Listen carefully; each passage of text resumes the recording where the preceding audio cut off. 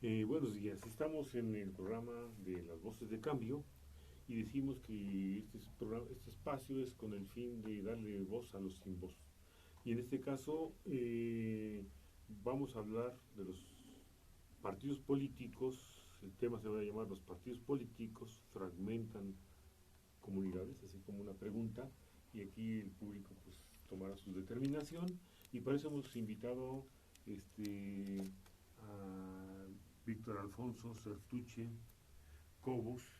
Es antropólogo, digo, él es historiador, perdón, está estudiando historia, el doctorado en historia, ya creo que ya vas en las últimas, y él pertenece al colectivo Emancipaciones. Este colectivo es un colectivo pues que se mantiene por la cuestión ideológica de servicio, no, es autónomo económicamente, no depende de nadie, y eso pues habla muy muy bien del colectivo. Y entonces, Víctor, tú dirás, decíamos que íbamos a hacer una pequeña historia de cómo eran los pueblos y llegan los partidos y qué pasa. Sí, pues buenos días.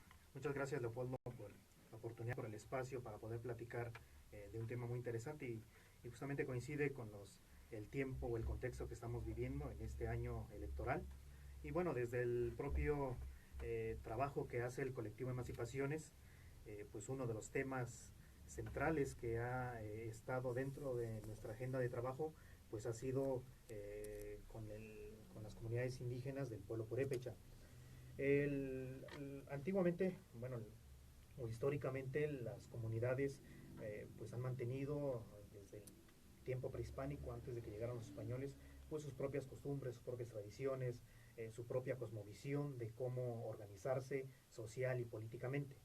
Eh, si nos vamos a este periodo como más inmediato, las comunidades indígenas recientemente fueron incluidas dentro del régimen constitucional, es decir, hasta antes del 92 las comunidades no estaban reconocidas como tal, pero independientemente de esto, las comunidades han estado presentes, no han desaparecido, han resistido a todos esos procesos de colonización y después de que se conforma el Estado Nacional en el siglo XIX, pues los procesos colonizadores siguen presentes, ¿no? Ahora pues, nuevos modelos de colonización. Y bueno, en el siglo XIX, cuando se conforma el Estado, los pueblos y las comunidades quedaron pues excluidas, no fueron tomadas en cuenta. Eh, Obviamente que fueron adoptadas en tanto municipios, cuando se crean o cuando se conforman los municipios constitucionales, en las comunidades, pues muchas de ellas o las que tenían como mayor importancia quedan como municipios, se registran como municipios, como cabeceras, pero el resto de comunidades o la mayoría de las comunidades quedaron adheridas o dependientes de las cabeceras municipales, de los municipios, ¿no? En el caso de Michoacán, pues son tenencias, entonces la mayoría de las tenencias o la mayoría de comunidades del pueblo purépecha están sujetas o adheridas a las cabeceras municipales, que hoy en día la mayoría de estas cabeceras se autoadscribe como mestizas y no como indígenas propiamente, a reserva del uno de los casos más paradigmáticos que tenemos en Michoacán, que es el caso de Cherán. Pero bueno, después de que se crean los partidos políticos, pues las comunidades o este sector ha sido uno de los principales, sobre todo para los partidos pues de izquierda, si lo podremos llamarlos así. Y estos pues vieron como un factor importante en ese sector, a pesar de que no se les reconocía, y bueno, había políticas desde el Estado, políticas inclusionistas, y desde ahí se trató de cómo incluirlos desde esta agenda pues más electorera, ¿no? Y que no era ni el reconocimiento ni la atención a las demandas de las comunidades. Entonces, en el siglo XX, los partidos políticos se aglutinaron a las comunidades y bueno, a partir de ese proceso hasta la fecha, pues hemos visto que el único resultado de esta combinación o de esta lógica de los partidos políticos ha sido dividir a las comunidades. Entonces no hay grandes resultados, no hay desarrollo en las comunidades. Eh, Sigue siendo uno de los sectores más excluidos, marginados, y esta ha sido la lógica de los partidos que utilizan únicamente en el proceso electoral y después de eso pues no vuelven a aparecerse en las comunidades. Pues sí, creo que su mismo nombre, ¿no? Partidos. O sea, reparten, antes era el país estaba dividido en un pastel que era prácticamente el PRI, después aparece el PAN, después aparecen pues muchos más, ¿no? O sea, aparece el Partido Popular Socialista, de izquierda, y entonces empiezan, ya el pastel se empieza a dividir, un otro grandote para el PRI, uno más chiquito para el PAN y otro. Entonces, eso es, ¿no? Y hoy tenemos un montón, ¿no? 9 partidos que se hicieron tres pasteles, quieren tres partes de pastel, y entonces eso, pues, Sencherán, creo que ustedes fueron los que llevaron a cabo ese proceso legal y, pues, para que se hiciera esto. ¿Nos Sí, quieres explicar más o sí, menos claro. en qué consiste, Víctor? En el caso de Alfonso. Michoacán, los 113 municipios se rigen bajo el sistema, o se regían bajo el sistema de partidos políticos.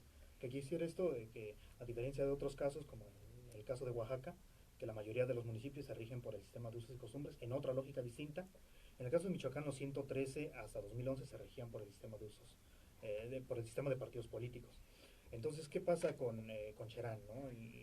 Esa es una de las primeras, y es el caso más paradigmático, no solo en Michoacán, sino en México y en América Latina, y un ejemplo para el mundo entero, de que a partir de una de las últimas elecciones, y este problema pues no fue inmediato, sino que ha sido resultado de toda esta lógica de los partidos políticos, y en el 2011, en esa administración municipal, la última elección vía partidos y políticos, la comunidad quedó fragmentada justamente por estas dos fuerzas principales, PRI y PRD.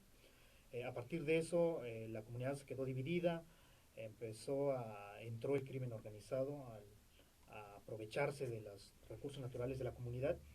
Entonces, ante esta división, ante esta colusión de las autoridades con el crimen organizado, pues los llevó a que la gente dejara o no hiciera nada, estuvieran inactivos. Entonces, lo que pasa en 2011 fue que estaban explotando indiscriminadamente los bosques, estaban acabando con los bosques de Cherán, y ante eso pues la comunidad decidió organizarse, mujeres, hombres, pues de todos los sectores de la sociedad cheranense, decide movilizarse, y una de las consignas más importantes fue expulsar a los partidos políticos.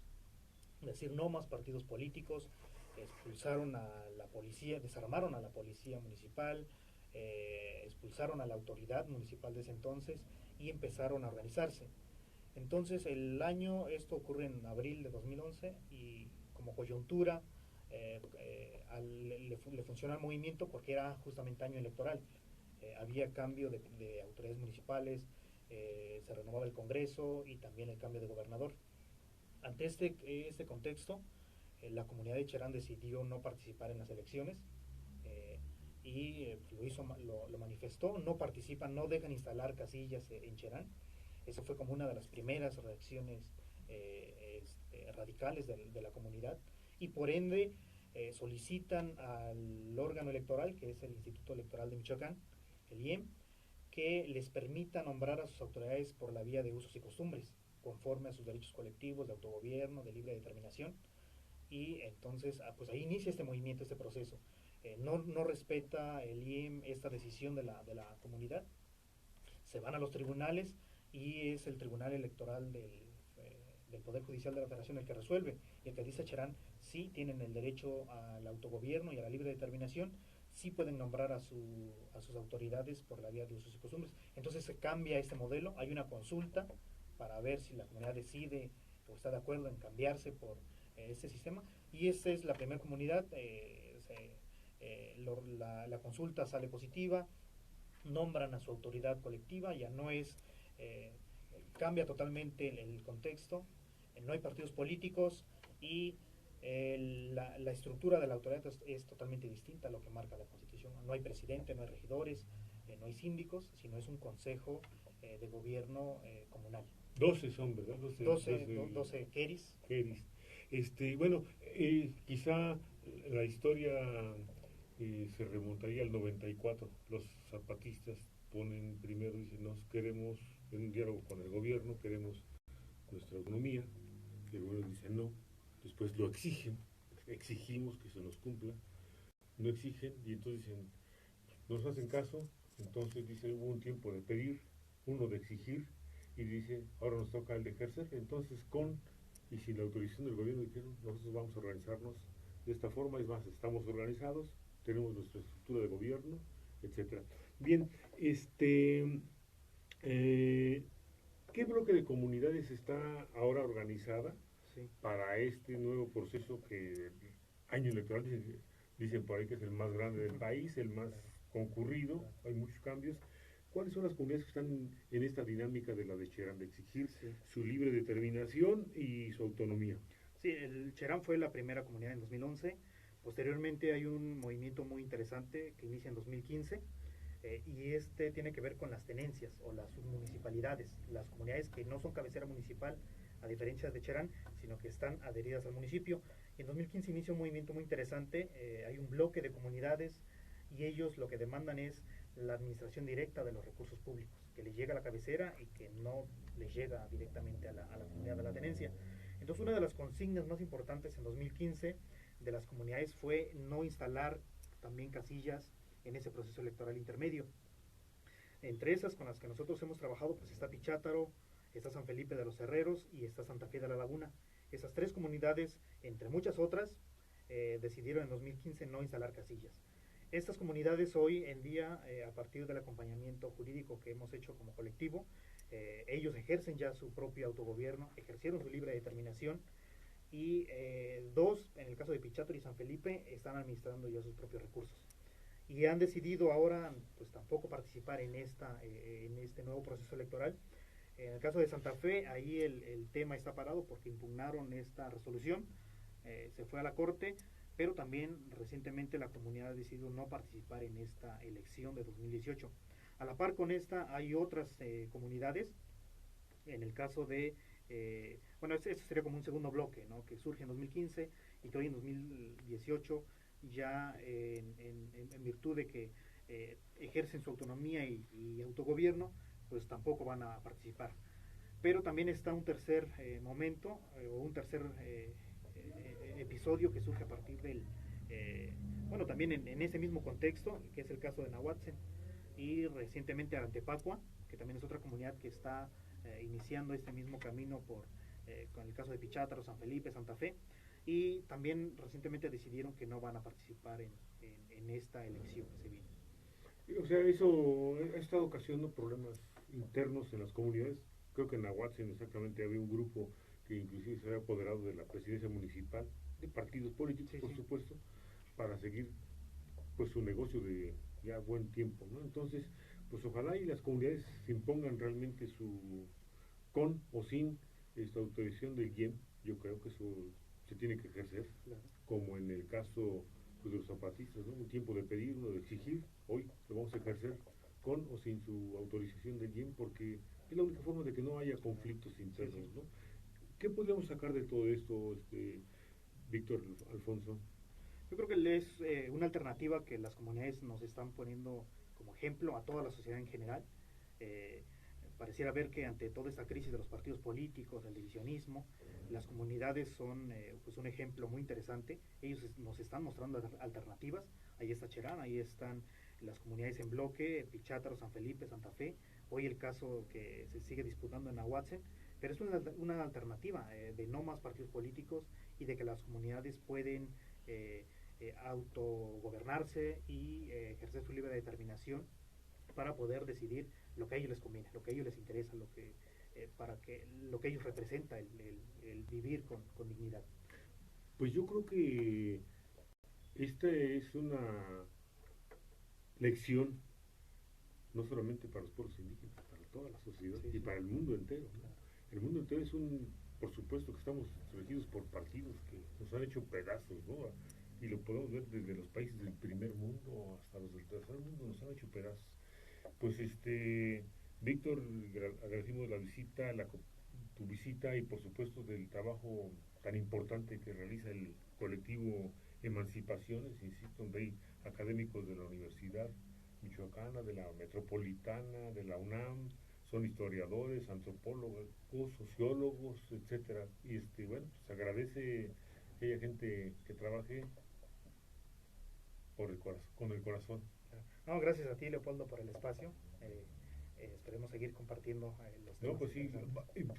sí, lo más importante, Claro. apenas empieza esto. Muchas gracias. Gracias.